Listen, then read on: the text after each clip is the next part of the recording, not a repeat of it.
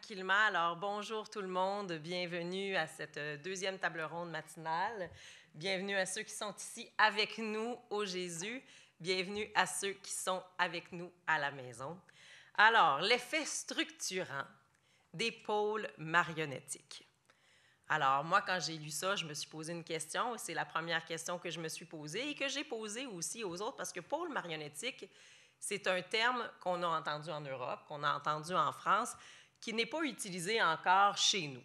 Alors, comment on aborde ça, le pôle marionnettique? Qu'est-ce que ça veut dire? Qu'est-ce qu'on veut lui faire dire? Est-ce que c'est un terme qui nous appartient? Moi, je suis partie, j'ai ouvert mon dictionnaire dans le pôle, parce qu'il n'y a pas le pôle marionnettique. Donc, l'idée du pôle, je suis allée avec l'idée du pôle un peu magnétique.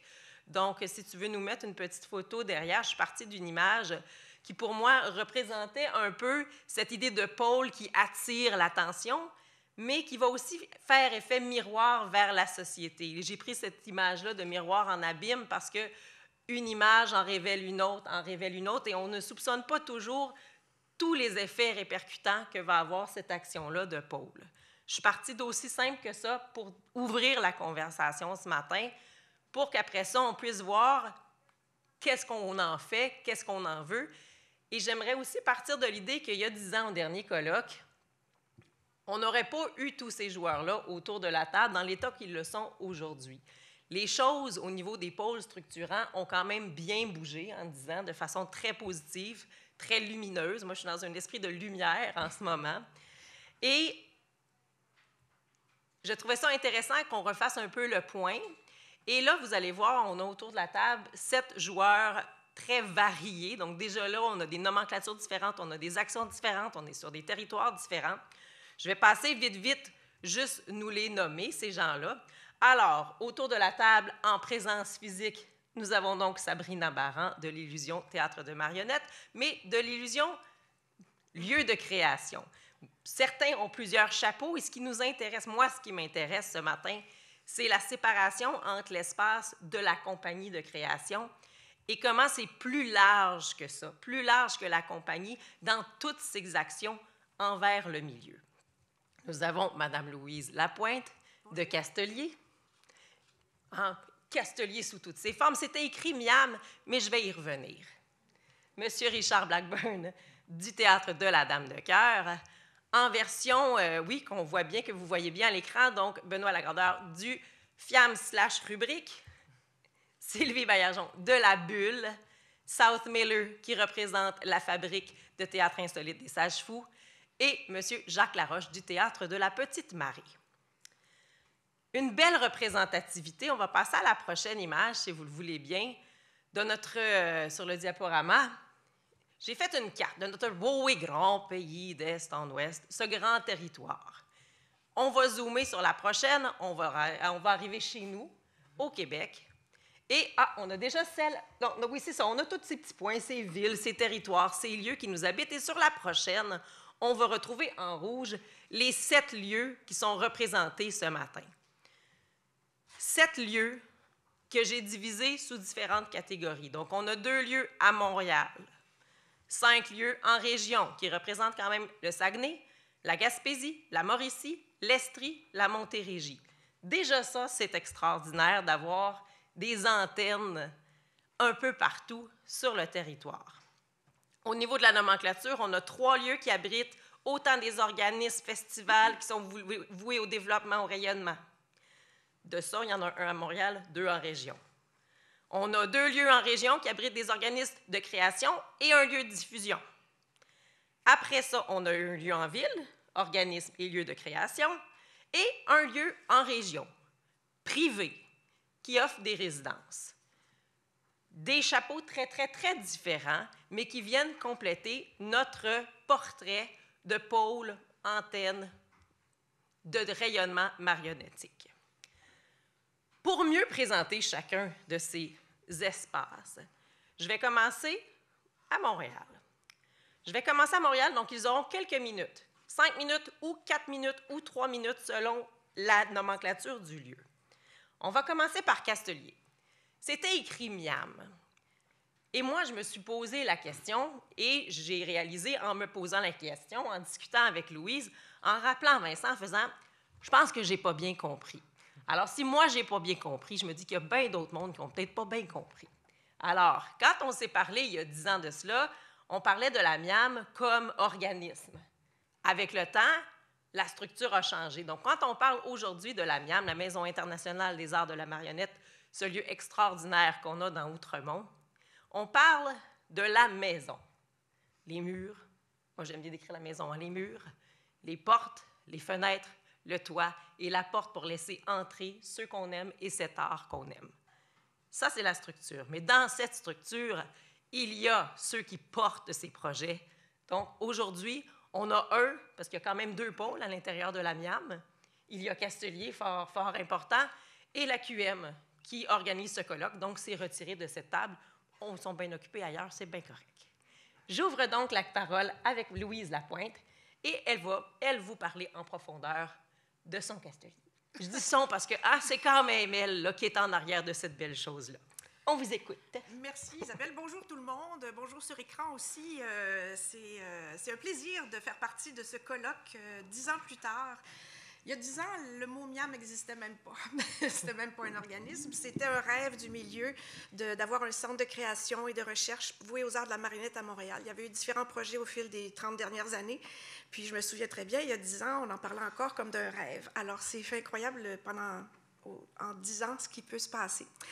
J'ai beaucoup réfléchi au sujet du pôle, justement, parce que la table ronde a été comme mise autour de lieux, alors qu'un pôle n'est pas nécessairement un lieu avant tout, je pense pas. Oui, ça peut le devenir, mais un pôle peut être un engouement qui attire, une structure qui attire les énergies des autres. Alors, comme tu disais si bien, je pense que l'AQM est certainement un pôle de la marionnette au Québec par toutes ses activités et ses 40 ans d'histoire.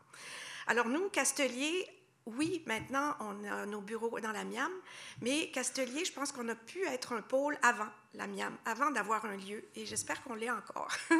En ce sens que notre histoire a commencé par un festival. En fait, notre histoire a commencé, on a créé l'organisme, et quelques mois suivants après, c'est la régisseure des activités culturelles d'Outremont qui a dit « Voulez-vous faire un festival à Outremont pendant la semaine de relâche? On n'a rien, puis ça serait bien. » Alors, c'était même pas l'idée de départ de Castelier, c'était de faire de la diffusion, oui, mais tout de suite un festival. Mais on a dit oui, et c'est comme ça que ça a commencé, les 3 jours de Castelier, un premier festival.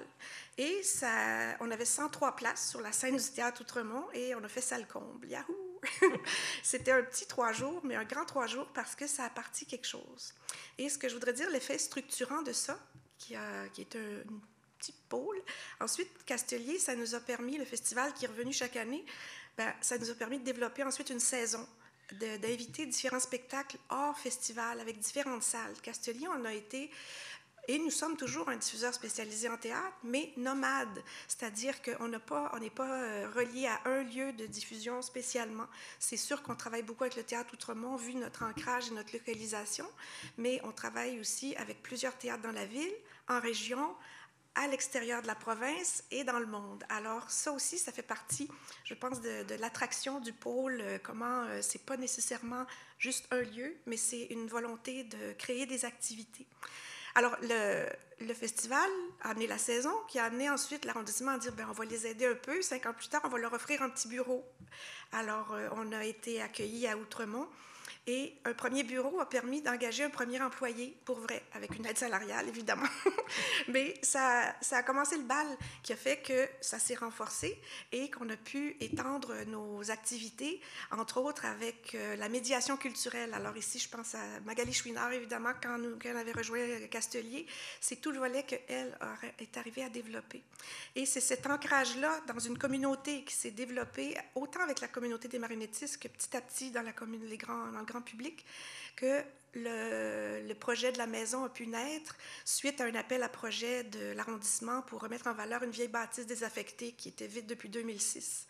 Alors, c'est en 2013, alors c'est vraiment 8 ans après le début de Castelier qu'on a pu déposer ce projet-là de commun accord avec l'AQM et que ça a été accepté et que ce projet-là a pu voir le jour. Ça a pris quand même du temps, mais en 2018, ça y est, l'AQM et Castelier, on a pu intégrer la MIAM et avoir un lieu Mais je pense qu'avant, l'AQM et Castelier étaient déjà quand même des pôles qui attiraient autant la communauté d'ici que celle de l'étranger.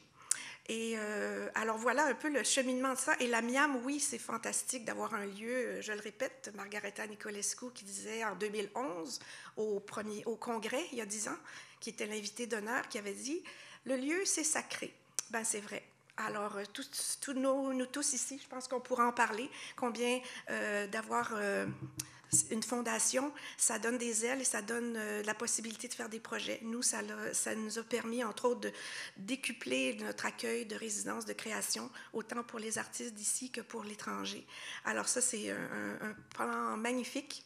Et aussi, ben, ça nous fait permettre de rêver à la suite. Moi, je voudrais bien un petit musée. Alors, prochain projet. Mais tout ça pour dire que quand on écoute ce qu'un pôle est, c'est le pôle, il ne bouge pas. C'est ceux autour qui bougent, c'est ceux qui font graviter autour de lui. Alors ça, c'est intéressant de penser à cette image-là aussi. Moi, j'aime bien ça dire que le pôle de Castelier et de la Miam, c'est solide, c'est ancré, mais ça gravite beaucoup. Voilà, merci. Merci. Top chrono, 5 minutes, bravo. Donc, c'est bien de faire le tour et de refaire le tour de ces lieux qu'on connaît, mais de les placer dans le temps, de refaire juste un portrait pour se dire, bien, voici d'où on est parti, où on est rendu et où on veut aller. Il y a un peu ça ce matin. Notre deuxième intervention, on va s'en aller à Trois-Rivières. Alors là, oui, avec Mme Southmiller, qui, elle aussi, va avoir un 5 minutes pour nous parler de la fabrique. Ceux qui étaient là tout à l'heure ont eu justement droit au pan créatif des Sages-Fous. Alors là, on va chercher l'autre chapeau, qui est la fabrique. Et voilà. Bon, ben, en tout cas, oui, ben, merci beaucoup. Hein. J'aurais aimé ça avec vous en personne, finalement, mais bon, je suis vraiment ravie de pouvoir parler de notre grand projet, qui est en effet un bâtiment patrimonial de 1750 qui serait reconverti en lieu dédié au processus de création en marionnettes et théâtre d'objets. Ça va être une pépinière pour les œuvres théâtrales atypiques, marginales, hybrides, autant avant-gardistes que populaires. Le projet de la fabrique est vraiment drôlement la suite organique de notre parcours artistique, de la compagnie Les Sages-Fous, de notre position géographique et d'une relation de complicité avec la ville de Trois-Rivières. Et aussi, il faut bien le dire, avec ce bâtiment magnifique que nous occupons depuis plus que 15 ans déjà. Notre atelier de création se trouve dans la salle tout juste derrière le bâtiment, où je suis en ce moment, dans le fond. C'est donc depuis 15 ans déjà que nous rêvons de dédier ce lieu à l'imaginaire, à la marionnette et au théâtre étrange. Le lieu est inspirant, il est mystérieux, il est accueillant, il est excitant. Nous avons, comme peut-être vous savez, depuis 20 ans, 2 événements dédiés à la création en marionnette et théâtre d'objets, théâtre non conventionnel, le micro-festival de marionnettes inachevées et la saison de théâtre insolite. Nous avons accueilli à Trois-Rivières des compagnies de théâtre de partout au Québec et d'ailleurs dans le monde. Notre atelier a toujours été le QG de nos événements. Ah, merci de changer de ma grosse face. Ces événements sont le cœur de notre projet. La fabrique de théâtre insolite accueillera des artistes en résidence à l'année. Nous pouvons loger les artistes sur place avec un chaleureux appartement de 3 chambres dans le presbytère. Il y aura 2 salles de création et de diffusion, une grande salle qu'on appelle le petit laboratoire et la chapelle qui sont équipées autant pour la création et la fabrication que la diffusion des œuvres. Les artistes en résidence auront accès à un bel grand atelier de menuiserie lumineux. Mais il y a aussi un environnement extérieur vraiment, vraiment intéressant. Un magnifique jardin qui englobe le site et une rue propice à la présentation et création de spectacles. La mission de la fabrique de théâtre insolite est de soutenir les compagnies à toutes les étapes de leur processus de création, des premiers balbutiements jusqu'aux représentations. Nous aurions une programmation annuelle composée principalement de spectacles qui sont venus faire une étape de création chez nous. Notre public est hétéroclite, fidèle, voyez-vous. Ils se font une fierté de suivre l'évolution des spectacles en chantier qui viennent chez nous, depuis longtemps d'ailleurs, depuis 20 ans. Donc, depuis bientôt 6 ans, notre compagnie met l'épaule à la roue sous la bienveillance de Culture Trois-Rivières et de direction régionale du ministère de la Culture et des Communications pour faire naître la fabrique de théâtre insolite. On a appris plein de termes qu'on ignorait l'existence. Programme fonctionnel et technique, diagramme de Gantt, plan et devis, appel d'offres. Voici notre constat. Monter un projet d'infrastructure culturelle n'est pas comme faire un spectacle. C'est du travail dans l'ombre, de la coordination, de la vigilance de tous les instants, de la rédaction de textes, de budgets, d'échéanciers, multiples rencontres de travail et d'architectes, des ingénieurs, des arpenteurs, des scénographes, des acousticiens, des archéologues, des avocats et des notaires. Louise et Sabrina en sait quelque chose. Ce sont plusieurs dossiers, de milliers de pages, des annexes et des addendas. Ce sont des études, des permis et beaucoup d'attentes. C'est beaucoup de stress et urgence à régler. Pour notre petite compagnie, le chemin est ardu. Nous nous trouvons souvent loin de notre bonheur de création. Mais ce n'est pas que ça. C'est aussi une histoire de conte de fées. C'est la fabuleuse histoire d'un bâtiment qui renaît dans sa communauté. C'est un lieu de rêve qui va se dévouer à l'art millénaire de la marionnette, autant avant-gardiste que populaire. C'est l'histoire d'une compagnie qui, après avoir bourlingué de par le monde avec leur spectacle forain, auront enfin un lieu qui leur permettrait une présence à l'année, locale et durable dans leur ville et leur région. Nous pourrons ainsi faire profiter pleinement les publics d'ici de tous les contacts, réseaux, connaissances acquises sur 2 décennies de présence internationale. Si tout va comme prévu, la grande ouverture est prévue pour 2023. On vous attendra avec bras ouverts. Merci.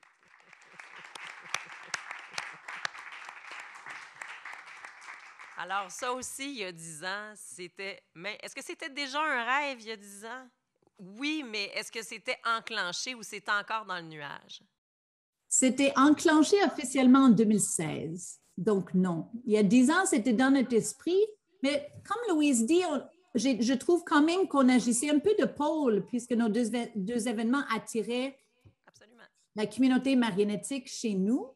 Mais l'idée d'avoir un lieu, ça ne nous a même pas traversé l'esprit, dans le fond, que la chapelle était transformable en salle de spectacle. Merci. Alors, c'est ça. C'est comme c'est des ancrages par rapport au pôle. On a un peu ça qui s'en vient, là. Je veux juste dire que Margareta Nicolescu, c'est pas en 2011, c'est 2001 qu'elle est venue pour le 20e anniversaire de la QM. Excusez, ça va trop vite. Alors, on va poursuivre. Dans le fond, j'ai regroupé au départ ceux qui ont aussi un festival, aussi un événement. Donc, on va sauter, on va s'en aller au Saguenay avec Benoît, qui va nous parler de cette FIAMS rubrique FIAMS, parce que bien que ces 2 instances existaient il y a 10 ans, on ne les connaissait pas comme on les connaît aujourd'hui avec ce rapport-là. Alors, la parole est à toi. Oh, ton micro. La parole est à toi. Voilà, je pense qu'il faut partir du projet de rénovation du Centre culturel du Mont-Jacob, parce que moi, quand je suis arrivé là, il y avait une salle, mais une salle qui avait juste pas de bon sens, qui était en bardeau de cèdre et tout le kit. Mais quand il y a eu le projet de rénovation, le ministère a obligé la ville à avoir une compagnie résidente officielle. Donc, on a été, par le fait même, dans le portrait dès le début. Et non seulement ça, le ministère aussi a obligé la ville à ce qu'on fasse partie prenante du projet, ce qui a fait que on est arrivé et nous, on a questionné les plans dès le départ, parce que dès le départ, c'était une salle de spectacle pour la musique avant tout le côté théâtral, les besoins qu'une compagnie théâtrale peut avoir n'étaient pas là. Puis aussi, au départ, le projet, c'était moi, oui, je voulais bien une salle, on était une compagnie de production, moi-même une salle, un cube noir à 100 places aurait fait mon affaire, mais là, la ville a décidé qu'elle voulait une salle intermédiaire. Et à partir du moment qu'ils ont dit qu'ils voulaient une salle intermédiaire, bien, moi, je me suis dit, oh merde, moi qui viens d'arriver à Saguenay, qui voit qu'il n'y a pas de diffusion jeunesse, que les spectacles de théâtre, c'est les hits du théâtre d'été de l'année d'avant avec les productions du TNM et Jean Duceppe. J'ai fait merde, il y aurait enfin la possibilité que la population du Saguenay puisse avoir accès au théâtre de création qui étaient même les compagnies de création qui existaient depuis 20-30 ans, des fois, n'avaient jamais eu l'occasion de venir ici. Fait que là, par le fait même, avec cette nouvelle salle-là, on est devenu diffuseur spécialisé et en plus, en étant diffuseur spécialisé, on a été assez baveux pour couvrir tous les publics, de la petite enfance jusqu'au public adulte. Et là est arrivée effectivement la problématique de Manigance qui a fait faillite. La rubrique, finalement, s'est portée à la défense de cet événement-là parce que pour nous, ça n'avait pas de sens que cet événement-là disparaisse de la région. Par le fait même, ça aurait fait disparaître je ne sais pas combien de compagnies, je ne sais pas combien d'artistes qui auraient toutes migré vers Québec ou Montréal. Donc, le milieu théâtral aurait rétréci comme peau de chagrin.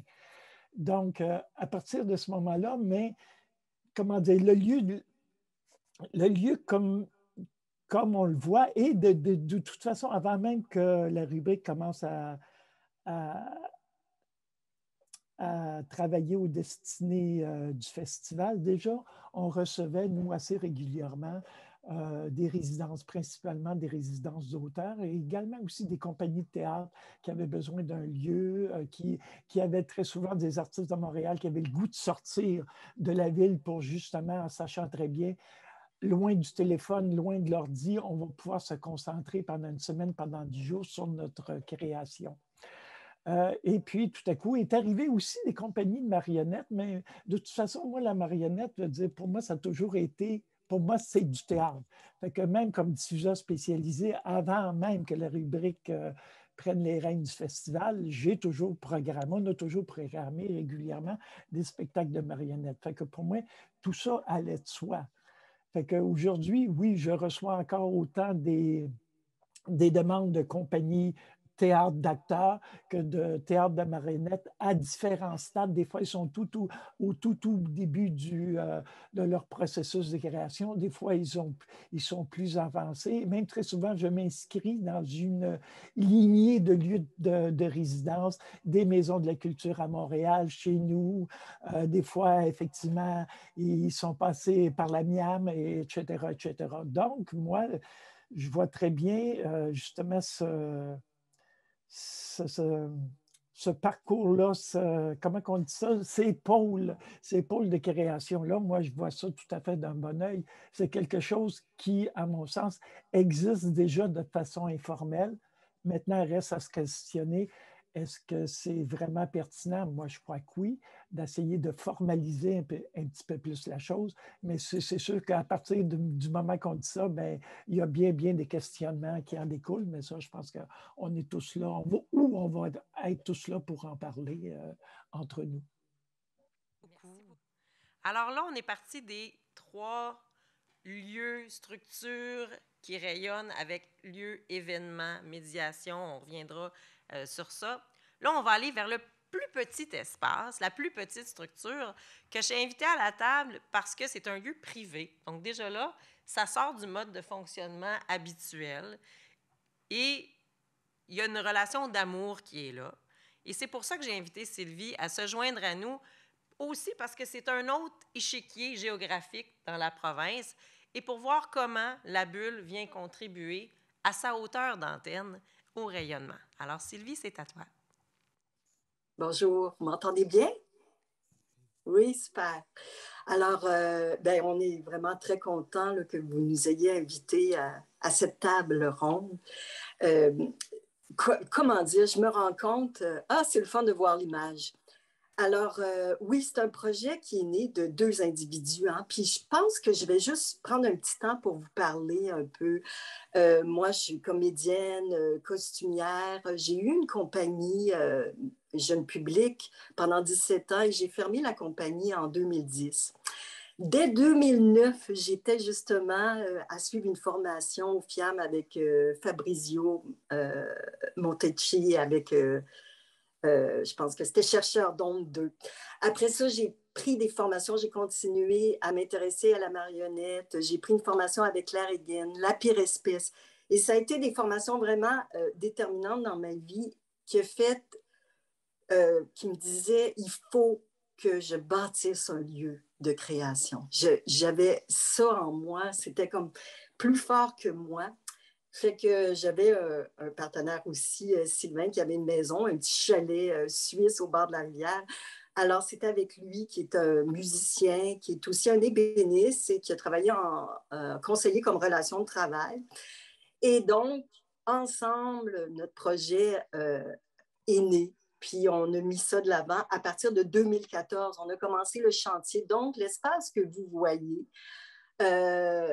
à l'écran, en fait, c'est l'espace de création qui a dans l'espace 2 lieux pour dormir. La régie, qui a vraiment un espace où il y a un lit et il y a aussi une petite mezzanine, là, des escaliers qu'on peut monter et donc aussi une toilette privée et une cuisinette, tout équipé. C'est sûr que nous, en créant cet espace-là pour nous, c'était inimaginable de ne pas penser à le partager. C'est pour ça qu'on l'a conçu comme ça. On s'est dit, cette étape-là de travail va permettre un lieu complètement autonome, en fait. Puis ça nous a permis de quand même accueillir des gens durant la pandémie, parce que c'est comme un petit appartement.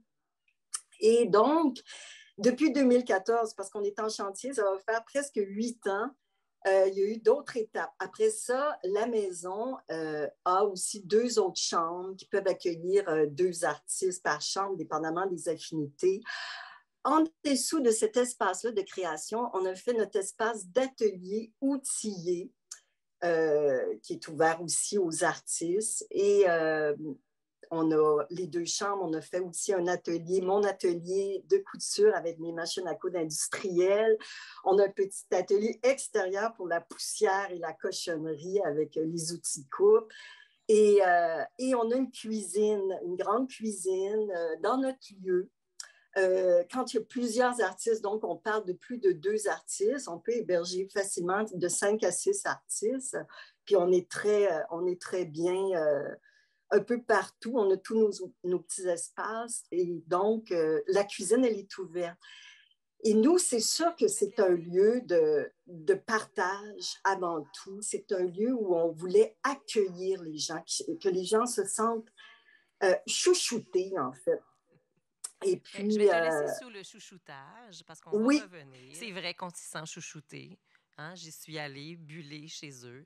Alors, mais c'est de cette volonté-là, et on reviendra tout à l'heure peut-être sur la volonté que tu as eue, cet amour-là pour l'art marionnettique, et c'est ce qui a fait que tu as dirigé encore plus les accueils vers cette forme d'art-là, qui est celle qui nous rassemble aujourd'hui. On va s'en aller dans un autre chantier. Cette fois-ci, on revient à Montréal avec l'illusion. Je vous laisse avec Sabrina. Je vais essayer d'être rapide, mais il y a quand même un peu plus que 40 ans d'histoire à raconter parce qu'aussi, l'idée de lieu, l'idée de pôle, elle fait quand même partie de l'ADN de la compagnie qui a été fondée par Claire Voisard, Peter Baran et Catherine Gadois en 1979. Et bien sûr, qui est à la base une compagnie de création. C'est vraiment l'ADN de la compagnie. Mais rapidement, les fondateurs ont ressenti un besoin urgent de se doter d'un lieu, un lieu pour avoir une liberté de créer, pour aussi adapter un lieu au théâtre de marionnettes, ce qui n'existait pas beaucoup à l'époque. Donc, ils se sont lancés dans une étrange aventure. Ils ont découvert un drôle de lieu dans le cœur du plateau Mont-Royal qui ne ressemblait pas du tout à ce que c'est aujourd'hui. Et ils ont transformé le garage d'un vieux magasin de télé usagé en studio, où ils se sont mis à y créer leur spectacle. Mais rapidement, les citoyens se sont mis à s'arrêter, à poser des questions, à vouloir entrer, voir qu'est-ce qui se passait quand ils voyaient d'étranges créatures rentrer et sortir. Et c'est donc par la force des choses aussi que les fondateurs ont décidé d'accueillir le public dans cet espace-là. Mais pas juste le public aussi, les marionnettistes étaient toujours les bienvenus, même à l'époque. Il y en a parmi vous, là, les plus anciens vont se souvenir des chalets, on en parle souvent, qui étaient, c'était des soirées organisées autour de passages de marionnettistes pour échanger, discuter. Ça virait souvent en party de marionnettistes aussi. Donc ça, c'est une première époque sur le plateau Mont-Royal. Moi, c'est sûr que quand je suis arrivée dans le début des années 2000, on avait 2 espaces de création, tout petits, mais 2 espaces, un pour les spectacles pour tout petits, qui était un ancien bureau transformé en théâtre, et le studio. Donc ça avait lieu et ces 2 espaces nous ont permis aussi de développer des accueils, en fait, plus souvent, même de les rendre récurrents. Donc on faisait ce qu'on appelait les soirées M dans ce petit studio où on permettait aux artistes de la relève qui avaient des spectacles en chantier de venir les tester. Ça aussi, ça virait souvent en party. C'est important. Mais puis il y a eu aussi ce que j'ai appelé les programmations découvertes, parce que nous, on avait, avec le temps, développé notre programmation de nos spectacles, on créait, mais on a aussi accueilli pendant quelques années 5 compagnies de la relève par saison qui présentaient leur œuvre pour souvent les premières fois devant des spectateurs. Ces petits espaces nous permettaient aussi d'avoir un rapport particulier avec le public. Donc, c'est quand même déjà à cette époque, même avant que j'arrive, qu'il y a eu des premiers balbutiements d'un projet, un projet de vraiment transformer cet espace-là en réel théâtre de marionnettes.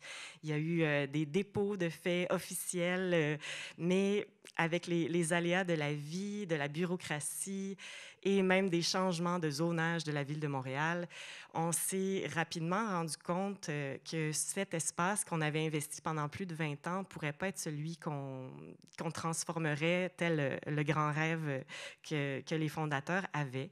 Donc, on a dû se relocaliser. C'est là qu'on a trouvé un Dunkin' Donut un peu délabré sur le bord de Saint-Denis-Beaubien. Puis finalement, on a réussi à l'intégrer en première phase qui devait durer 1 an, où on avait déjà parti le projet de transformer ça en théâtre. On l'a fait, ça a été quand même rapide et efficace, mais OK, j'ai presque fini, je te jure, je suis rendue là, vous le voyez. Ah, merci, t'es fine, parce que c'est ça, c'est comme compliqué, c'est long. Ah, mais c'est le fun, par exemple. Fait que Saint-Denis-Beaubien, yes, cet espace-là qu'on devait rapidement pouvoir transformer en ce que vous voyez derrière. Mais ça a finalement pris 7 ans de combat continuel pour s'en assurer qu'on pourrait faire ce qu'on fait aujourd'hui, être en plein projet de construction. Et oui, South, je suis totalement d'accord avec toi. C'est vraiment pas facile, mais on continue le combat et cet espace que vous voyez derrière moi en modélisation se concrétisera normalement d'ici cet été. Puis on aimerait bien pouvoir accueillir tout le monde dans ce nouvel espace. Vous voyez que c'est écrit « Espace de création et de diffusion ». Donc, on a notre compagnie qui va bien sûr être dans ce lieu-là, mais c'est un lieu qu'on va vouloir ouvert à tous. Et c'est aussi un lieu qui va nous permettre de pérenniser ce qu'on a toujours fait, en fait, avec la compagnie, qui est accueillir, trouver... Puis, tu sais, moi, quand on parle de pôle, je trouve que c'est pas juste satellite, mais c'est vraiment des moments, des lieux de rassemblement. C'est tellement important, puis on le sent aussi dans le milieu. On est heureux de pouvoir se rassembler autour de notre art commun. Puis, donc, cet espace va avoir 2 salles, une qui ressemble beaucoup à celle qu'on avait et une autre qui va être un peu plus grande avec un beau gradin. Quand on passe devant, on le voit maintenant un peu dessiné, fait que c'est encourageant. Et je vois que je vais parler de la suite dans nos échanges. Voilà, donc, ça s'en vient. Oui, c'est ça. Il y a beaucoup d'histoires. Tu sais, avant d'arriver à ces moments-ci, c'est bâti de plein de choses, mais je souhaitais le condenser pour qu'on puisse après ça rebondir. Je sais que je vous squeeze. On va donc retourner de l'autre côté du pont-tunnel. On va se rendre à Optune, chez la Dame de Cœur, avec Richard. Bonjour, alors salutations, distingué tout le monde, vif plaisir d'être avec vous ce midi. Alors, à vitesse supersonique, capsule du patrimoine. Le théâtre de la Dame de Cœur, il y a plus de 40 ans, quittait Montréal pour aller squatter en pleine campagne un site abandonné. Alors, après 10 ans de squattage, la vocation culturelle s'est confirmée et ça continue encore aujourd'hui. Alors, nos objectifs qui nous ont toujours habités, évidemment, on allait à la rencontre de nouveaux publics, on voulait trouver une nouvelle façon de pratiquer notre métier, se laisser influencer par l'environnement, les grands espaces, s'éclater sur le plan scénographique. Nos spectacles se déploient maintenant autour, au-dessus et à travers le public. Et on voulait développer une dramaturgie avec la marionnette géante. La marionnette géante, où tout ce qui nous dépasse intérieurement, on l'exprime en miroir avec ce qui nous dépasse extérieurement. Alors, tout le travail se fait autour de ça. Notre mission, en 6 mots, recherche, création, production, diffusion, formation et médiation culturelle. Bon, alors, des chiffres. Bon, physiquement, notre site comprend maintenant 9 bâtiments. Alors, pour la recherche et la création, on a une salle pour simuler en maquette avec Stop Motion, que vous connaissez tous très bien, nos créations, qui est une étape importante dans notre travail. Pour la production, nous avons 3 ateliers.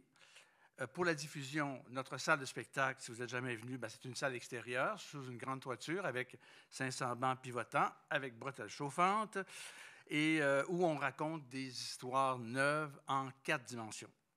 Alors, nous avons un centre d'interprétation où je donne nos formations et nos animations avec le milieu scolaire. Pour l'accueil des professionnels, nous avons dans 2 bâtiments, 14 chambres et 4 cuisines. Qui d'ailleurs vont être reconstruites bientôt, d'ici 2 ans, dans un grand projet de mise aux normes. Au niveau du fonctionnement, au niveau de nos cycles, bien évidemment, la création, la production et la médiation culturelle, ça travaille 12 mois par année, voilà.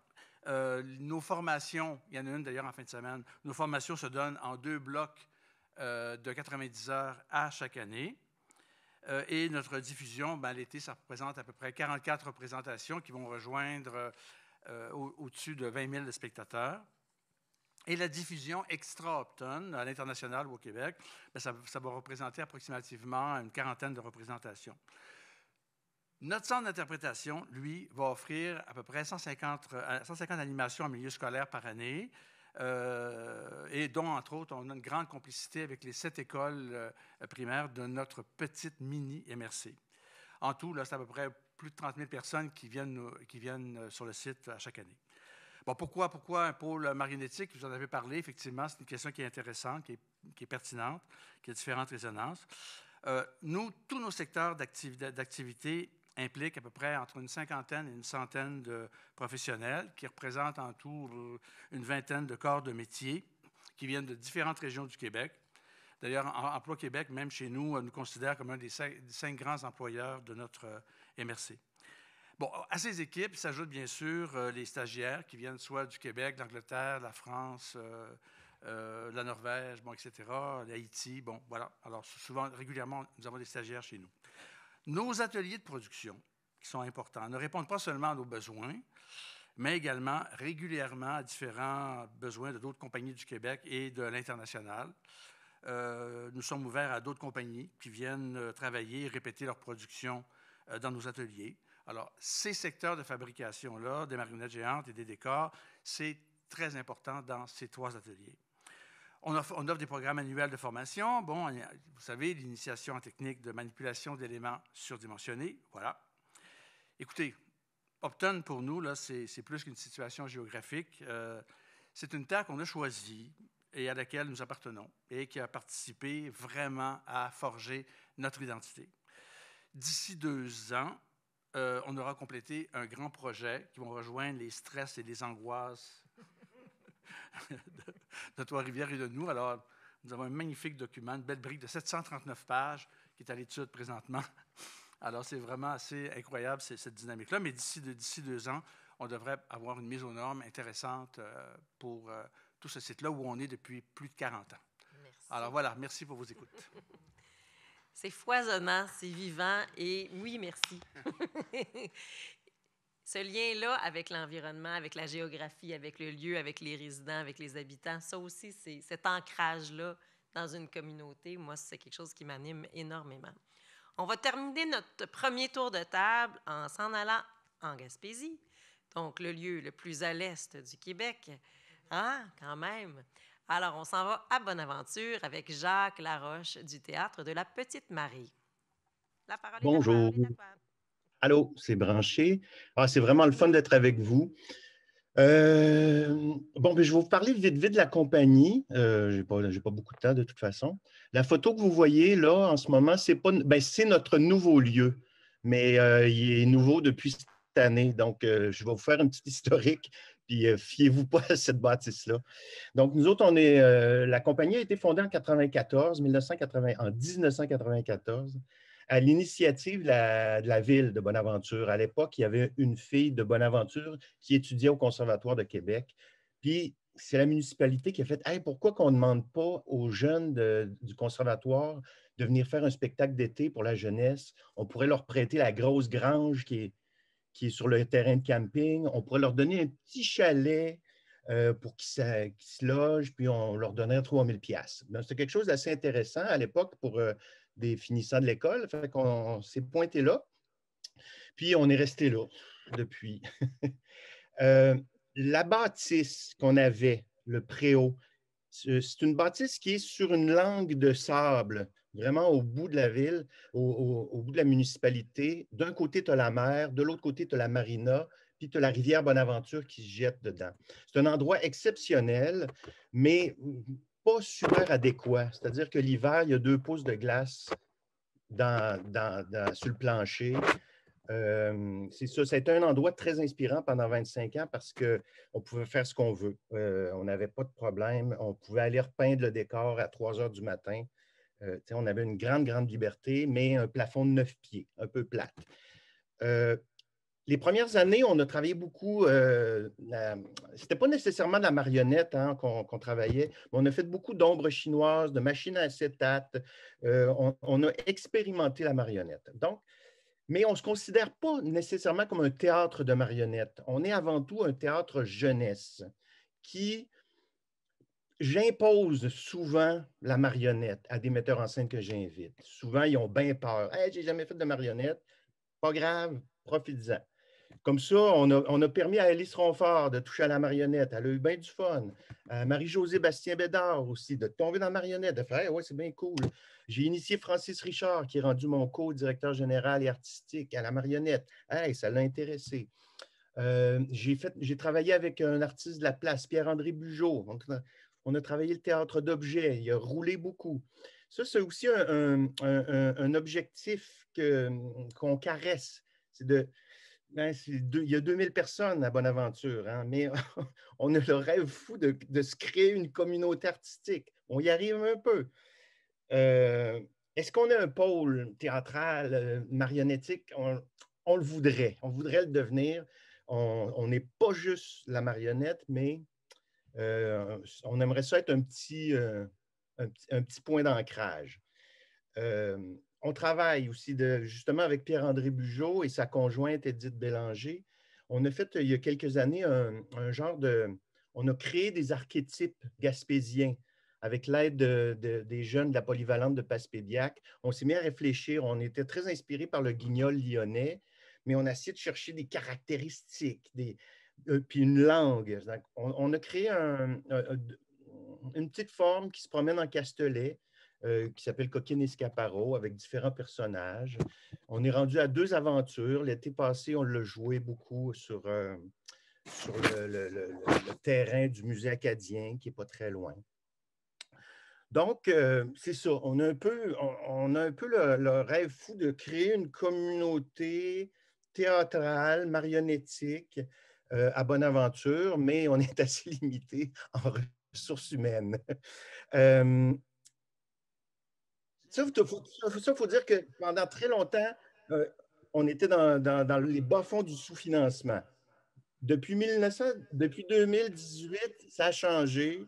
On a réussi à faire comprendre au monde, au Conseil des arts, qu'on cochait toutes les affaires. Là. Amener le théâtre en région, amener le théâtre chez les jeunes.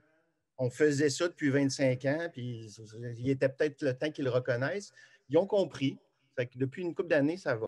Je t'arrête ici, Jacques. Je vais arrêter ici. Je vais rebondir sur le déménagement. Mais non, mais je vais repartir sur le changement de lieu, hein, qui est des fois obligé, parce que je sais que la dernière fois qu'on est allé en tournée, bon, tu sais, le théâtre avait été inondé, donc il était un peu en train de pourrir. Hein, c'est un peu ça qui est arrivé chez vous. Donc, il y avait une urgence de déménager. Donc, l'urgence qui nous amène parfois aussi le désir et la communauté qui se crée. J'ai parlé avec Francis, ton collègue, qui me parlait justement parce que là, ils sont partis du théâtre pour... vous êtes rendus maintenant dans les locaux du presbytère, l'image qu'on voyait pour une première saison cette année, et de voir ce lieu-là qui était monté et de voir l'attachement que les enfants avaient envers la transformation du lieu. Donc, l'appropriation aussi de la communauté pour quelque chose qui s'installe chez eux. Donc, vous avez monté une boîte noire dans la salle communautaire. Grosso modo, c'est ça. Donc, partir d'une première étape. La situation géographique aussi a changé. Là, on est peut-être à La situation géographique, elle a changé. On est parti du camping très villégiature à cœur de village. Donc, ça aussi, saisonnier.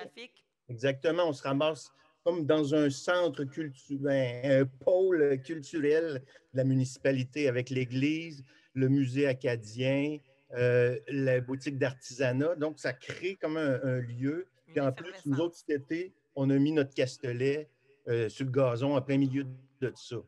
Donc, on sent qu'il y a quelque chose. On n'est pas un diffuseur, hein? Nous autres, on a une salle, mais c'est pour nos créations. Là, maintenant, on se sent un petit peu moins mal d'inviter du monde parce que c'est isolé. Écoutez, ça a l'air de quelque chose. On a fait ça assez rapidement. On a réussi. Là, en novembre l'année passée, on s'est rendu compte qu'on ne pourrait pas jouer dans notre préau. Fait qu'on s'est démené. La municipalité nous a proposé ce local-là. On s'est trouvé de l'équipement flambant neuf. On est allé chercher des subventions. Là. Mais donc, on a réussi à se monter une boîte noire, gradin, tout équipement d'éclairage, les ponts d'éclairage, du pendrillonnage tout le tour, au plafond, parce que c'est une salle beige d'une municipalité. Là, le combat, ça va être de faire en sorte que la municipalité décide de garder ça permanent, parce que là, pour l'instant, montage, démontage, c'est un 3 jours facile avec une main-d'œuvre qu'on n'a pas, qu'on doit faire venir des grands centres. Donc, c'est ça. Mais puis je vais relancer. Je vais relancer ici. Je vais partir avec les chantiers qui sont comme en chantier, nos 2 chantiers. Vous êtes en plein cœur de ce tourbillon. Je te relance dans le cœur du tourbillon de la tornade, mais continuez. Vas-y, va dans ton cœur de tourbillon. Est-ce que tu veux que je ne suis pas sûre de comprendre comment tu me relances ça? Dans le cœur de ce tourbillon-là, oui. Est-ce que la flamme est toujours là? Ah, mon Dieu, ben oui. Oui, puis c'est pour ça qu'on continue, là, parce que sinon, on laisserait tout tomber, je pense. Mais oui, le cœur d'un chantier, parce qu'il y a tout le combat avant, le combat qui est vraiment la paperasse. Tu parlais du gros dossier, puis il y en a souvent plusieurs à faire et tout à recommencer des fois. Moi, je parle souvent des 12 travaux d'Astérix, là. Puis la Maison des Fous me parle beaucoup, beaucoup. Fait que ça, c'est l'enjeu, mais une fois que c'est parti, puis nous, c'est ça. C'est sûr que le milieu de la construction, c'est un autre milieu que le nôtre, et c'est très surprenant de voir comment il fonctionne. Je me dis toujours, nous, les marionnettistes, si on agissait comme ça serait absolument pas possible de créer un spectacle. Mais c'est ça, fait que c'est un combat, puis effectivement, nous, dans les étapes, tu parlais aussi de changer de lieu. Il y a eu la première étape qui a été de déménager de notre petit nid du plateau Mont-Royal. On avait tous un attachement beaucoup à cet espace-là qui avait été investi pendant 20 ans. Puis aussi une crainte, on était très heureux d'avoir trouvé ce nouvel espace, mais une crainte aussi de est-ce qu'on va être capable de recréer la magie? Puis c'est la même chose aussi avec la nouvelle construction. le grand travail, ça va être aussi de retrouver dans ces nouveaux espaces-là la magie qui a toujours été là, puis ça passe aussi par la communauté, par les gens qui vont investir cet espace-là de toutes sortes de manières, tu sais, fait que on se raccroche à ce rêve-là, puis on continue, on se bat, on jase avec les messieurs de la construction qui m'appellent des fois ma petite madame. C'est pas facile, mais on continue, c'est ça. Puis dans tous ces changements-là de lieu d'attachement, parce que l'attachement Oui. avec le public, il y a l'attachement, la communauté vous Oui. suit parce qu'on suit ceux qui font rayonner. Est-ce que l'attachement avec la communauté, avec tout ce qui est pas juste médiation, mais l'ancrage dans la communauté, est-ce que ça a suivi quand vous avez déménagé? oui, c'est ça. Bien, le déménagement, tu sais, on avait fait un C'était petit... pas si loin que ça, non, mais c'est changer ça. de quartier Ouais. à Montréal, c'est comme changer de village, là. On l'avait fait comme en parade. En fait, on était partis du lieu avec des enfants, des amis, des spectateurs qui nous suivent depuis longtemps. Puis on était partis avec des marionnettes oiseaux, puis on avait fait ce qu'on avait appelé la grande migration de l'illusion. Puis on avait fait un party dans le stationnement, tout ça. Ça avait été vraiment chouette, mais ça symbolise un peu... que oui, effectivement, ce nouvel espace-là, on a aussi la chance qu'il est dans un coin assez chouette de Rosemont. Puis comme dans le plateau, quand on s'y était installé, c'était un quartier qui était un peu difficile, puis que tout à coup, avec les années, c'est devenu effervescent. C'est un peu ce qui se passe aussi avec le quartier Rosemont, où là, la rue Beaubien, où est-ce qu'on est situé, on a vu pendant les années, ça fait presque 10 ans là, qu'on est rendu là. Puis les cafés, les petites garderies, il y a des écoles. On avait quand même fait une étude aussi de se dire, est-ce qu'on peut se rendre dans ce nouveau quartier-là et est-ce que nos spectateurs vont nous suivre? Mais oui, puis, tu sais, les pôles, j'ai l'impression que cette espèce d'engouement aussi pour le théâtre de marionnettes, tu sais, il est là et les gens ont envie de découvrir ce que c'est, puis ils rentrent aussi, tu sais, il y a quelque chose... La porte ouverte. La porte ouverte, et aussi, c'est très large. On est ancré dans le quartier, on a développé plein de beaux partenariats aussi avec d'autres organismes du quartier, mais le public il est partout. Puis, tu sais, ils vont venir à notre théâtre, même s'ils habitent à Laval, ou, tu sais, c'est large, mais cette communauté-là, je pense qu'elle est large à travers le Québec aussi, tu sais, avec tous les collègues là, rassemblés. Je pense que dans tous ces coins, ces pôles marionnettiques, il y a du public, puis il se promène, puis il est friand de cet art-là. Fait que la communauté est pas mal plus large que le quartier Rosemont, c'est ça que je veux dire. Mais le quartier Rosemont nous ont adoptés totalement. Puis là, je vais rebondir avec Castelli un peu parce que je trouve que cette assise-là, dans cet ancrage-là, est important. Puis je pense que, tu sais, depuis plusieurs années, vous l'avez développé, vous continuez à le développer. Est-ce que les gens identifient Castelli automatiquement maintenant à marionnette? Est-ce que c'est un réflexe que les gens ont? Ça peut être pour vous tous. Est-ce que le mot marionnette, si on parle de pôle marionnettique, est-ce que quand votre public vient, quand il vous interpelle, est-ce qu'il fait ce lien-là avec marionnette? Ben absolument. Oui, non, mais comment ça se manifeste? Oui, mais c'est pas juste parce que le public, bon, de ceux qui connaissent beaucoup la pratique, mais dans votre communauté, vos clients, vos développements, vos partenaires, moi, je suis curieuse de savoir comment se fait et comment se manifeste cet attachement-là aussi au pôle dans sa grandeur. Bien, je dis absolument oui, mais en fait, c'est pas si absolument. Tu as bien raison. La Miam est encore un secret bien gardé pour des Outre-Montais, même, parce qu'elle est bien située derrière la caserne de pompiers, comme dans une petite cour intérieure. Alors, c'est pas évident de savoir qu'est-ce que c'est ce bâtiment-là au milieu de la cour, mais là, depuis une semaine, on a un beau panneau. Magnifique.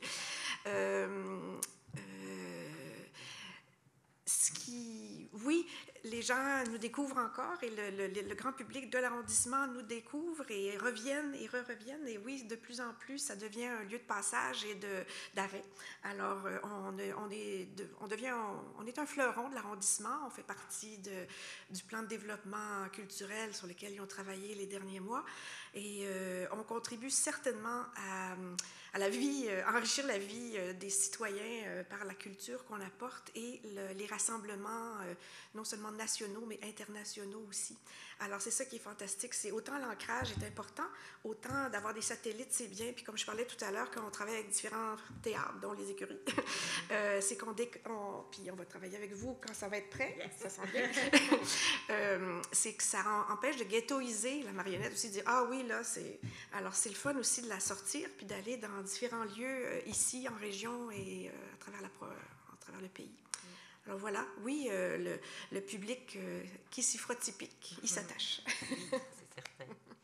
Je vais retourner on-screen chez les Sages-Fous, un peu aussi, vu que vous êtes aussi en mutation, en transformation. Comment, justement, dans cet ancrage-là, comment ça se manifeste au point de l'ancrage pour mieux rayonner? Comment le public vous suit là-dedans en tant que pôle? Parce qu'au niveau des professionnels, on connaît nos lieux, on sait on vous voit rayonner, on sait que toute la pratique rayonne chez vous. Mais si on veut que ça rayonne plus large que la communauté, pour moi, cet ancrage-là, il est primordial dans le miroir, l'effet miroir du pôle. Donc, je relance la balle à Trois-Rivières pour l'instant. Mais c'était quoi la question exactement? C'est comment... Les questions sont ouvertes et floues, là, tu le sais. Mais cette action-là, tu sais, vous êtes en chantier, les gens voient les transformations. Est-ce que les gens vous identifient marionnette? Est-ce qu'ils savent que ce qui vit en ces murs-là, dans ce que vous faites rayonner, c'est ça, tu sais, tout ça en même temps? Vas-y. Mais dans notre situation qui est très différente de l'illusion, par exemple, le bâtiment existe déjà, puis le bâtiment est je veux dire, je pense qu'avant que Culture Trois-Rivières a acheté le bâtiment en 2012, la communauté trifluvienne ne savait pas exactement que c'était là. Puis nous, on était vraiment contents d'être en arrière, puis d'être un peu cachés, puis mystérieux, puis on ne se sentait pas espionnés, on pouvait faire nos affaires tranquilles. Mais maintenant que c'est tout fabuleux à l'extérieur, en effet, il y a comme un malentendu un peu dans le milieu.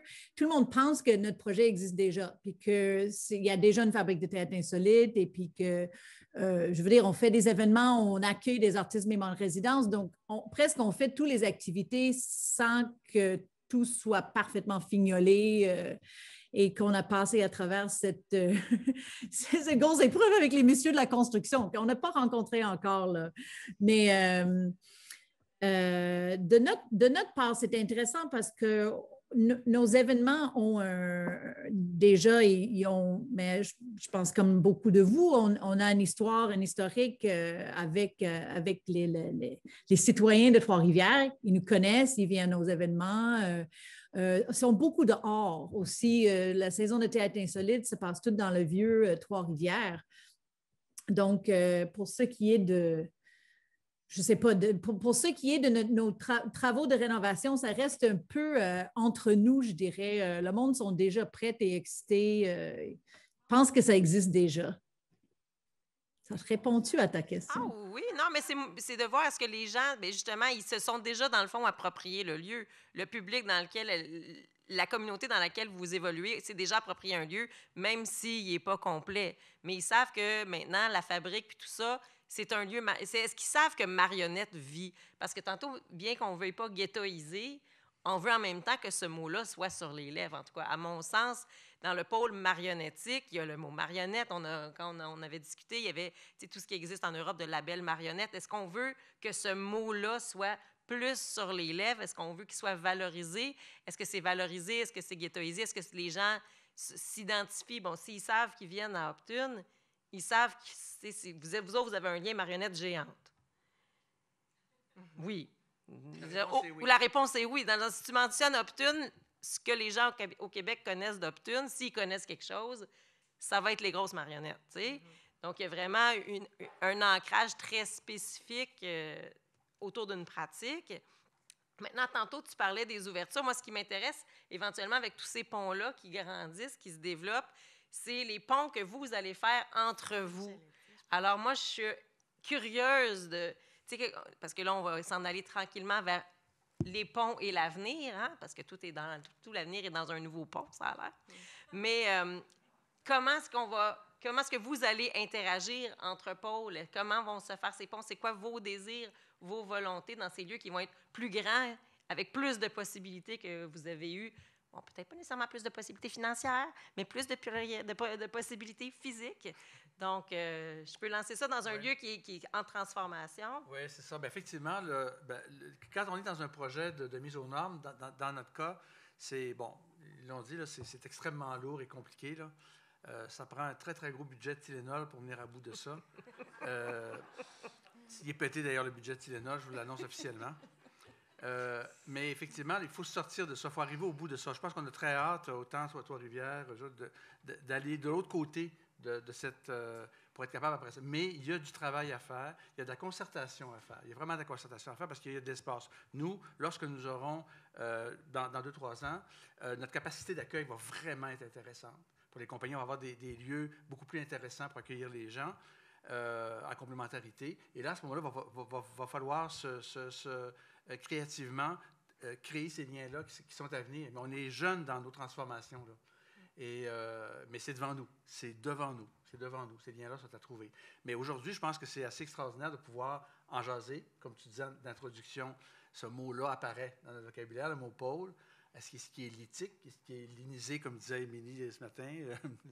Pollinisation? Ou, bon, bref.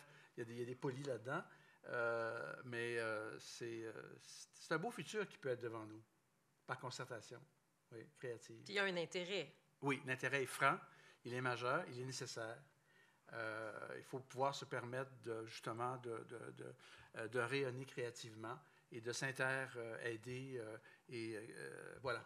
On est dans la pollinisation. Sabrina, tu semblais vouloir bondir là-dessus. Oui, bien, c'est juste que quand j'y pense, aussi avec toutes les implications dans les différentes associations, il ne faut pas oublier quand même que le Québec est en soi, je pense, un pôle marionnettique.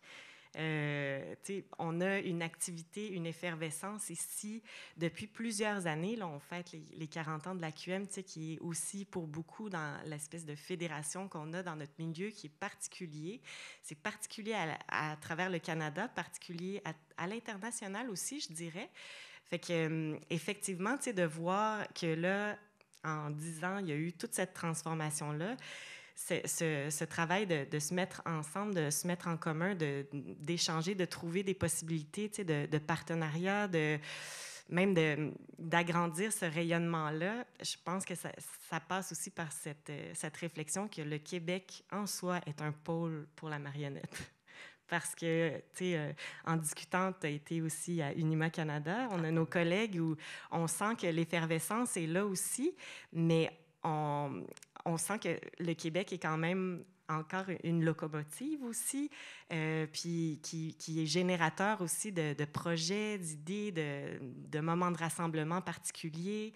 Fait que je pense qu'en tout cas, il faut pas laisser aller ce beau moment qu'on vit actuellement, je trouve, en constatant l'effervescence, oui, des lieux, des moments, des festivals qu'on a. Puis il faudrait effectivement aller un petit peu peut-être plus loin, de voir comment on peut s'organiser pour poursuivre ça, mais de façon plus structurée. Mais de ne pas travailler, là, on voit, on a donc 7 pôles, que ça ne soit pas toujours. Il y a des actions qui sont propres à chacun, puis c'est extraordinaire, il le faut. Mais comment est-ce qu'on peut créer justement des ponts entre ces pôles-là à des moments précis autour? Il y en a déjà qui le sont, ça c'est certain.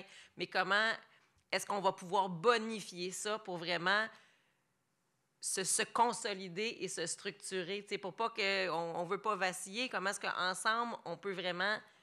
Je demeure avec cet ancrage-là, mais s'il y a quelque chose tout seul, quand il y a des piliers à gauche, à droite, tout d'un coup, puis des fois, ça va servir, l'ancrage va peut-être servir plus à un qu'à l'autre, mais que ce soit pour une région, que ce soit pour un lieu, je pense que ça, c'est structurant. Puis, je vais juste relancer un tout petit peu à la bulle, parce que c'est une petite, on le sait, c'est un petit espace avec un petit physiquement rayonnement, mais comment un petit espace peut aussi avoir, je te relance une petite balle, Sylvie, parce que dans le fond, toi, c'est né parce que tu es tombée en amour avec la marionnette. Je pense que ça passe beaucoup par ça. Donc, juste que tu reprennes ça, parce que c'est de se dire, il n'y a pas de petites actions, il n'y a pas de petits effets pour venir s'ancrer. Voilà. Oui. Ben, c'est ça, en fait, je dirais que c'est l'affinité quand je dis, dans le fond, moi, j'ai découvert ma famille. Puis finalement, on a créé aussi, en ayant des affinités avec les arts de la marionnette, on a créé un lieu pour ça qui répond à ces besoins-là. Et c'est ça qu'on se rend compte quand les gens viennent, ils disent « Wow! » ils ont vraiment les espaces pour travailler autant dans le studio que d'aller faire le bricolage là, qui va avec.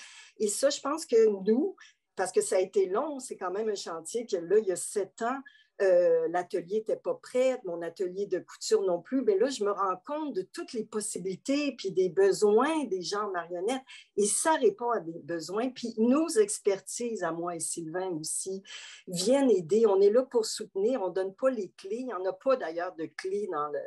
Même si les lieux sont privés, là, les gens ont leur place pour dormir, très confortable, mais c'est ça, on va être là pour souvenir, pour la petite chose qu'ils ont besoin, en étant aussi une maison. Des fois, la petite bébelle, je me rappelle, pour une photo, quelqu'un disait oh, « on aurait besoin d'un petit panier. » Et finalement, je suis remontée et j'ai dit « voilà, le petit panier, je l'avais. » Mais c'est aussi l'avantage d'être dans une maison où c'est notre lieu, puis on a plein de choses dans cette maison-là aussi. Mais moi, c'est ça que je me rends compte, c'est que ça fait des petits partout. Et là, je me rends compte aussi toute la communauté autour de Sherbrooke, des gens qui viennent, là, il y a une Joanie qui va venir en résidence, là, qui est dans le bout de Mégantic, il y a, voyons, Marie-Pascale, qui est dans le bout de Eastman, et je me rends compte qu'il y a des gens qui sont sortis de Montréal, là. Et donc, notre lieu devient intéressant aussi. Ça peut être un lieu où les gens peuvent voyager, c'est pas très loin. Ça peut être un 45 minutes, donc les gens peuvent être extérieurs aussi. Mais en général, on se rend compte que les gens aiment venir se déposer chez nous, complètement décrochés de leur... pour pouvoir plonger dans leur travail de création.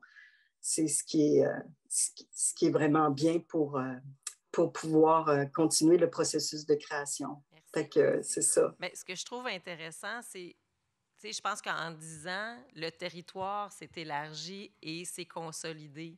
Tu sais, au début, il y avait, tu sais, 1, 2, 3 pôles, mais là, il y a comme, oui, les pôles principaux, puis plein d'autres petites affaires qui s'en viennent autour. Puis, quand tu dis oui au Canada, on a l'avantage au Québec, bon, c'est certain qu'il y a une volonté politique plus qu'ailleurs au pays de nous permettre de nous structurer. Il y a du financement et on est heureux. Il pourrait en avoir plus, c'est sûr. Mais il y en a quand même déjà beaucoup plus ici pour venir nous structurer qu'ailleurs. Donc, de le savoir, de le reconnaître, qu'on est quand même des leaders et qu'on l'utilise à bon escient et comment est-ce qu'on peut multiplier ces actions-là pour que ça réponde au plus de gens possible sur le territoire, à la profession partout. Donc, de créer ces ponts-là. Tu sais, si je renvoie la balle au Saguenay, où il y a, bon, tu sais, le FIAMS, qui est quand même un monument important dans le déploiement, mais qu'avec la rubrique, ça sort de l'événement bisannuel, tu sais. Donc, ça permet vraiment d'ancrer. Est-ce que chez vous, maintenant, est-ce que tu comment ça se déploie, comment ça se développe, puis bien qu'il y ait toute une historique, on sent qu'il y a quand même eu un chemin qui a été fait depuis 10 ans dans l'ancrage marionnettique, là.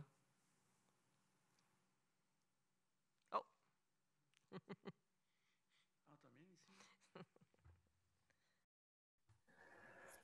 Je dois t'avouer que tout le volet résidence, que ce soit autant les auteurs, le théâtre d'acteurs que les marionnettes, c'est fait de façon informelle. C'est des artistes que je connaissais, puis qui m'ont dit, ben, on est déjà allé jouer chez vous, on a vu votre magnifique salle de répétition qui vous sert de lieu de diffusion pendant le festival.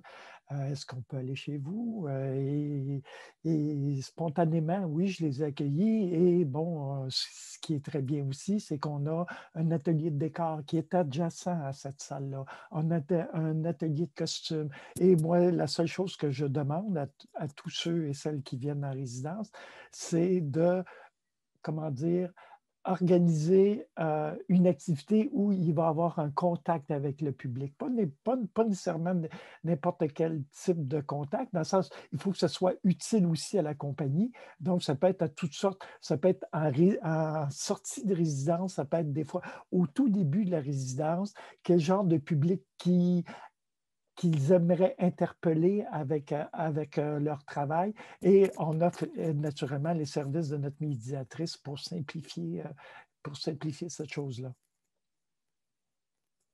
Mais j'ai répondu à ta question?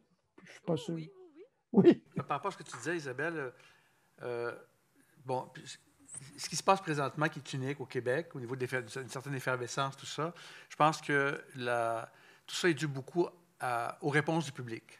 Les réponses du public sont extrêmement importantes, entre autres pour les soutiens qu'on peut recevoir présentement. Évidemment, il ne faut pas se le cacher, là, la politique est très sensible à est-ce que vous avez une résonance avec les gens, est-ce que les gens viennent vous voir, est-ce que les gens s'intéressent à ce que vous faites. Et c'est le cas. Et je pense que si on a ce qu'on a présentement et qui est en développement présentement, moi, je crois qu'il y a une partie de ça, c'est notre travail, c'est notre créativité, c'est sûr, c'est bien sûr, c'est notre besogne, mais c'est aussi cette réponse-là du public qui vient vers nous et qui se laisse, qui curieusement vient découvrir tout ce qu'on fait. Il ne faut pas oublier cette dimension-là qui est extrêmement importante, cette relation-là de l'intérêt du public. Oui, je prends l'intervention. Puis après ça, s'il y avait, parce qu'il nous reste quand même un petit 15 minutes, s'il y a des questions, ça serait un moment de peut-être soit les poser dans le chat ou de venir au micro. Mais vas-y, Louise. Je voudrais dire que cette consolidation-là, ce développement merveilleux en ce moment des lieux de diffusion, des lieux de création pour la marionnette, c'est sûr que ça ne peut que consolider. Puis parlons avant tout de la diffusion. C'est depuis 17 ans qu'Astelier organise le festival et dès la première édition, le spectacle international qui était venu à ce moment-là avait déjà été joué dans un autre lieu. Puis à chaque édition, on s'efforce de trouver d'autres points de chute. On a des histoires de collaboration avec les Sages Fous, avec le Saguenay, avec plein d'autres, là, mais en tout cas, je ne les nommerai pas toutes, mais ça fait partie de notre façon de faire depuis le début. Castelier a pu construire ce qu'il a fait avec l'AQM puis avec l'UQAM qui mettait le DESS en place en 2007. C'est grâce à ce trio-là, d'abord, où on faisait venir un show, on faisait une conférence, puis on faisait un atelier, qu'on pouvait avoir les fonds ensemble pour faire venir un artiste international qu'on n'aurait jamais eu tout seul. Alors, cette façon de fonctionner s'est poursuivie au fil des années avec les diffuseurs et avec les écoles, les formations, la QM, etc. Alors, plus on va être à diffuser, puis avec ce qu'on vient de vivre, on le sait que les tournées, ça va demander beaucoup de points de chute. Les gens ne traverseront que rarement pour venir faire 2 représentations comme on a connu. Heureusement pour la planète, puis heureusement pour les subventions. Mais alors, il faut profiter de cet essor pour justement serrer les coudes et continuer à travailler, continuer et consolider un réseau de diffusion qui est hyper important. Les ponts, ça passe par les ponts. Parce que là, on a parlé plus des artistes ou des tunnels. C'est un pont-tunnel. Ouais. Mais de se dire, oui, parce que là, on a parlé plus des artistes, mais effectivement, pour la diffusion, de consolider les ponts. Et moi, j'ouvrirai éventuellement aussi le pont vers le diffuseur ami, parce que là, oui, c'est bien beau qu'on ait un réseau entre nous, mais les diffuseurs amis de la marionnette, je pense qu'il faut continuer de les développer aussi pour qu'eux viennent à leur tour nous consolider, nous ancrer. Est-ce qu'il y avait des questions dans la salle, sur le chat? Je ne sais pas. Pas de questions? Moi, j'aimerais peut-être ajouter quelque chose. Oui, vas-y, Jacques. Bien, je veux juste vous dire, bien, nous autres, notre budget de Tylenol n'est pas... la bouteille vient d'ouvrir, là. Donc, nous autres, on a vraiment comme objectif de créer une structure d'accueil. Tu sais, j'entends parler de résidence. Nous autres, on a un lieu extraordinaire. Bonaventure, avec la mer puis tout ça, c'est hyper inspirant. Et ce qu'on rêve dans les prochaines années, c'est de pouvoir accueillir du monde pour justement des résidences, avec notre petite salle de répète en bas. Donc, je vous l'annonce, tu sais, je veux juste profiter du colloque pour dire que nous autres, on rêve à ça. On rêve également, mais bon, disons dans 3-4 ans, 5 peut-être, de créer une espèce de petit festival. Parce qu'on se rend compte qu'on a plein de locaux vraiment magnifiques à Bonaventure. On a une petite chapelle gospel, on a des locaux dans le musée acadien, on a l'église à côté qui ne sert pratiquement à rien. Donc, on s'imagine créer quelque chose à un moment donné, un genre de festival où que le monde peut se promener de lieu en lieu. C'est sûr que l'été, il y a comme l'été, le problème, c'est le soleil, la mer et la rivière. Ça, c'est notre concurrent. Mais l'hiver, toute la communauté cherche ce genre d'activité-là. Puis nous, on fait beaucoup de médiation culturelle. C'est une des façons de rentrer dans la population. C'est qu'on on a les jeunes à partir des CPE, tout le primaire. Donc, les enfants qui sont en 4e année, ils ont vu 4 shows. Quand on leur présente un show, ils sont capables de dire « Ouais, c'est mieux que l'année passée » ou ils deviennent critiques. Ça, on adore ça. Mais ce que je voulais dire avec mon intervention, c'est qu'on a hâte de vous accueillir. On est dans le rêve, justement. On va s'en aller vers le rêve. Tu sais, là, on se dit, il y a 10 ans, on n'était pas ici. Qu'est-ce qu'on rêve pour les prochains 10 ans? Est-ce qu'on peut se permettre de rêver? On a évoqué le musée. On peut peut-être élaborer. Hein? Ouvrons la porte vers le musée. On serait dû pour un musée, puis... mais j'ai épuisé ma bouteille de Tylenol la dernière fois. Mais pourquoi pas? Pourquoi pas? De quoi on rêve? Ouais. Moi, j'ai envie de rêver, oui, mais tu sais, on parlait de l'effervescence avec le public qui est là, avec, oui, on a du soutien, mais c'est aussi les créateurs, en fait, les marionnettistes qui sont, pour moi, aussi à la base de la drive qu'il y a au Québec en marionnette. Puis si on pense à un rêve, à un espoir, tu sais, tous ces lieux-là, tous ces espaces-là, c'est aussi de les offrir aux créateurs aussi pour qu'ils puissent s'installer. On parle de résidence de création. Quelquefois, on a des 4 jours, une semaine, c'est 2 semaines si on est chanceux, mais des fois aussi, ça passe par la possibilité de s'installer, de prendre le temps de créer.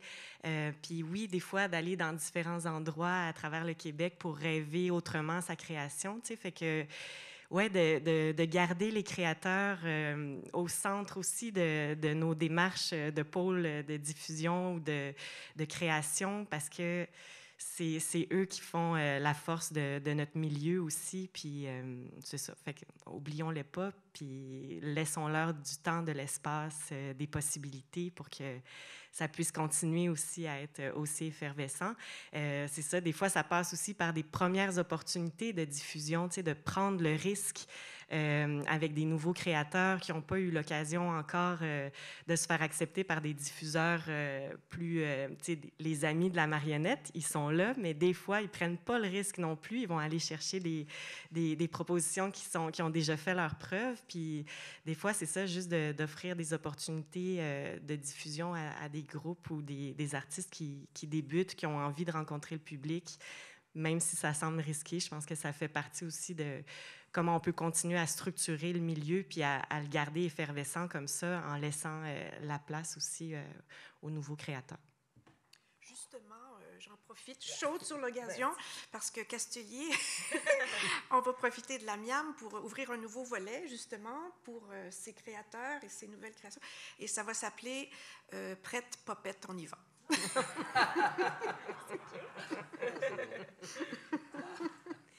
Est-ce qu'on retourne à l'écran? Est-ce que du côté de la fabrique, on a un rêve pour les prochains 10 ans? À part sortir du béton, là, après être sorti du béton.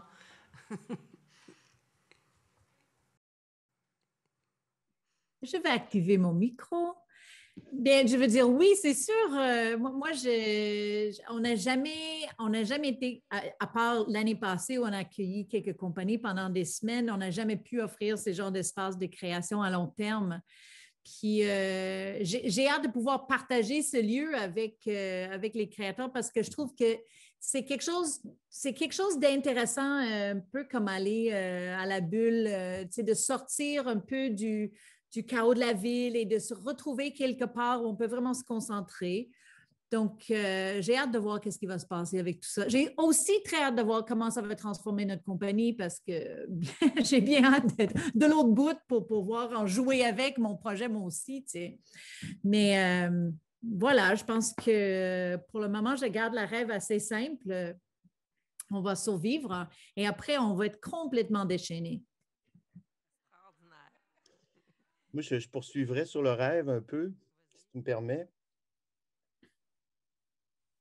Plus de micro, mais vas-y. Oui, c'est bon, vas-y. Oui, ben moi, ce que je rêve, ça serait de profiter des visites, de profiter de Castelier, de profiter du festival à Benoît, même du festival à South. C'est-à-dire que quand on fait venir des compagnies, peut-être les envoyer, profiter de leur voyage pour venir faire un tour à Bonaventure. Ça serait quelque chose que j'aimerais. Peut-être pas nécessairement aller chercher des compagnies à l'étranger, mais profiter de l'expertise de mes collègues pour, peut-être eux autres, pourraient-tu venir? Il y a ça. C'est sûr que tout le bassin du Ouf, Castelier aussi, des essais, des petites formes, ça, j'aimerais ça. Et bien sûr, des formations, pouvoir donner des formations, offrir des formations aux gens de Bonaventure, je dis Bonaventure, là, de la baie des Chaleurs. C'est quelque chose qu'on aimerait bien faire aussi. C'est bien dans la vie de se donner des moments de rêve. Hein? Parce en tout cas, moi, j'ai besoin de lumière en ce moment, alors j'aime le rêve. Hein? Je vais retourner à la bulle. Est-ce qu'on a un rêve, nous? Ben, c'est très simple aussi. Ben, nous, on a hâte d'accueillir Sante, là, parce qu'elle est débordée, puis à un moment donné, elle va venir à la bulle. Hein? Mais c'est aussi simple que je pense qu'on avait développé, on commençait avant COVID d'avoir des fins de résidence avec du public et d'inviter des gens de Sherbrooke intéressés à la marionnette parce qu'il n'y a pas vraiment de compagnie à Sherbrooke en marionnette. Et donc, de développer ça, là, de pouvoir, on l'a fait dernièrement, une petite soirée, 15 personnes qui sont venues sur une fin de résidence. Ça, là, moi, ça me donne des ailes de voir cette complicité-là, de voir le début d'un projet et après ça, de le revoir dans 3 ans. Et puis, c'est souvent les gens qui vont être venus, qui vont suivre ces gens-là aussi, qui vont vouloir aller voir le spectacle.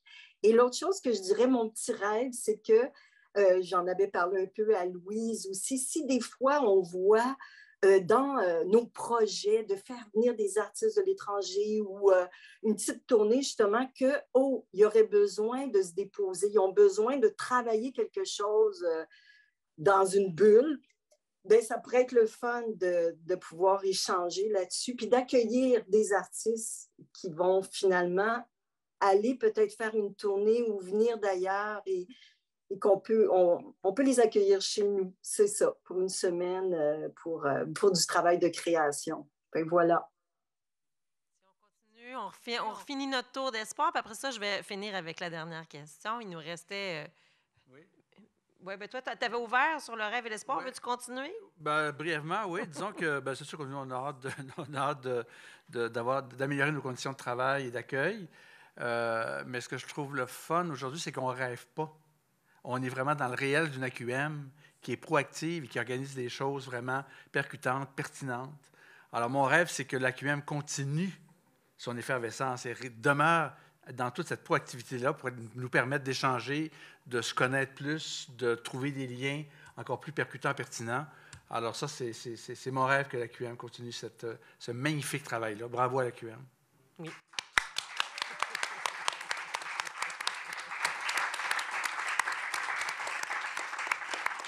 Donc, la petite minute, est-ce que le mot pôle marionnettique, est-ce que c'est un mot qui nous représente? Est-ce qu'on c'est un mot... Tu sais, je pense pas, on va rien résoudre aujourd'hui, là, mais est-ce que c'est une discussion qu'on doit avoir? Est-ce qu'on a besoin d'un label? Est-ce qu'on a besoin d'un mot? Est-ce qu'on l'est tout simplement? Vous en pensez quoi, vous autres? Je pense, oui. Je pense que nommer les choses, peu importe le nom qu'on choisit, là, mais je trouve que ça pourrait être intéressant, tu sais, aussi dans le thème, quand tu parlais des endroits amis de la marionnette, aussi certains diffuseurs qui pourraient aussi se joindre à un genre de mouvement. J'ai l'impression que oui, trouver une façon, une appellation, en fait, de nommer ce qui se passe. Puis c'est aussi, tu sais, on est toujours tous un peu dans notre combat de faire reconnaître notre art pour ce qu'il est, puis pour tout ce qu'on fait. Puis, tu sais, on parle tout le temps, ben, c'est les marionnettistes qui tournent le plus à l'étranger, là. Ils sont partout. Puis, bon, peut-être pas le plus, mais en tout cas, ils tournent beaucoup. Mais, tu sais, il y a aussi sur le territoire, donc, des lieux, des festivals qui sont là. Puis je pense que ça pourrait être structurant si on trouvait une façon de l'appeler. Je ne me prononce pas encore sur pôle, mais bon. C'est un terme qui nous représente ouais, et qui nous définisse aussi, puisqu'on n'a pas les mêmes appellations qu'en Europe. Puis moi, je trouve ça, des fois, vu qu'on n'arrive pas avec les mêmes définitions, des fois, c'est de se dire on a des attentes différentes, mais voilà. Mais c'est parce qu'il ne faut pas dire qu'il y a une limite. Nous, on l'est, eux qui ne le sont pas. Non, c'est ça. Je pense aux écuries avec qui on collabore souvent, qui sont très alternatifs et qui sont amis de la marionnette, c'est sûr. Leur résidence aussi. C'est ça. Alors, il ne faut pas être dogmatique, mais qui trop embrasse mal étreint aussi. Alors, c'est ça, à suivre. À suivre. Est-ce qu'il y a quelqu'un qui veut intervenir une petite dernière fois? Sinon, on va se dire bon appétit. Bon pont. Je vais juste retourner. Vas-y, Jacques. Ouais, c'est juste que pour une compagnie dans une petite municipalité comme Bonaventure, d'avoir le label pôle marionnettique, tu arrives chez M. le maire, tu lui montres ça, puis aux élus, il y a quelque chose de le fun de faire. Hey, ils vont se dire, hey, à Bonaventure, c'est un pôle marionnettique. Il y a quelque chose d'excitant, en tout cas. Je ne sais pas si ça reflète la réalité, mais c'est stratégiquement et politiquement intéressant pour nous. Oui, pour du développement, tu as tout à fait raison. Nous aussi, à Upton, c'est 2000 habitants, hein, comme vous autres, juste 2000 habitants. Je pourrais vous donner quelques noms, d'ailleurs, là, mais bon. Mais effectivement, il faut admettre que la population, elle, dans les régions, sont très sensibles à ces appellations-là contrôlées. Moi, personnellement, j'aurais tendance à dire que peu importe le nom, moi, ça ne m'importe vraiment pas beaucoup. Ce qui me fait rêver, c'est de développer un rêve commun avec justement ce pôle ou comment qu'on veut le nommer, justement de pouvoir créer une dynamique qui va être à l'écoute de l'ensemble du milieu. Moi, c'est ça mon rêve, c'est faire partie prenante de cette dynamique-là et non pas d'essayer d'imposer quelque chose, vraiment pas, c'est pas ça le but. C'est ça. J'ai hâte qu'on ait le temps de se parler entre nous pour voir de quelle façon qu'on peut concrètement démarrer ce lien-là qu'on a déjà entre nous, mais de le bonifier justement pour aider l'ensemble de nos amis de la marionnette. Et moi, je veux juste terminer en remerciant tout le monde qui est autour de la table pour leur amour, pour leur dévouement, pour leur passion, pour leur temps et leur bouteille de Tylenol à venir.